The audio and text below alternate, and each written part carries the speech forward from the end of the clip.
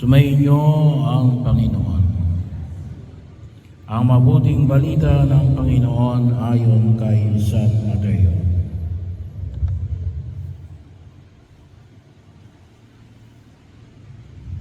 Noong panahon yun nang dumating si Jesus sa lupain ng Cesarea ng Pilipos, tinanong niya ang kanyang mga alagad, sino raw ang anak ng tao ayon sa mga tao?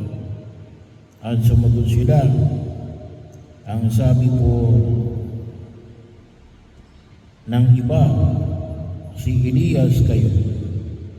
At may nagsasabi pang si Jeremias kayo o isa sa mga propeta.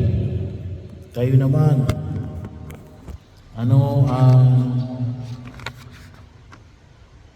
sabi ninyo, sino ako? Tanong niya sa kanila.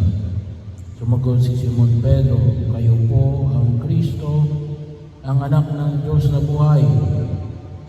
Sinabi sa kanya ni Jesus, mapalad ka Simon na anak ni Jonas, sapagkat ang katotohanan ito ay hindi inihayag sa iyo ng sino mang tao, kundi ng aking Amang nasa langit. At sinasabi ko naman sa iyo, ikaw ay Pedro, at sa ibabaw ng batong ito ay tatayo ko ang aking simbahan. At hindi makapananaig sa kanya kahit ang kapangyarihan ng kamatayan. Ibibigay ko sa iyo ang mga susi ng kaharian ng langit. Ang ipagbawal mo sa lupa ay ipagbabawal sa langit, at ang ipahintulot mo sa lupa ay ipahintulot sa langit.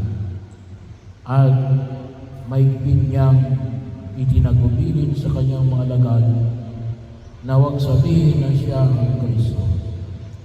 Mula noon ay pinaalam na ni Jesus sa kanyang mga alagad na dapat siyang magtungo sa Jerusalem at magbagaan ng maraming hirap sa kamay ng magtanda ng bayan, ng mga punong saserdote at mga iskriba, at kanilang ipapatay siya.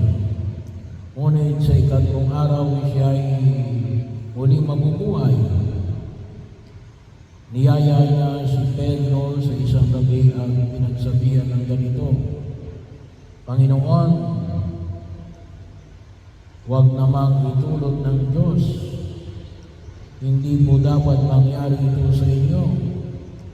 Ngunit hinarap siya ni Jesus at sinabihan, lumayo ka, Satanas, hadlang ka sa aking landas.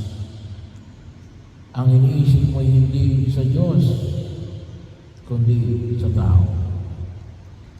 Ang mabuting balita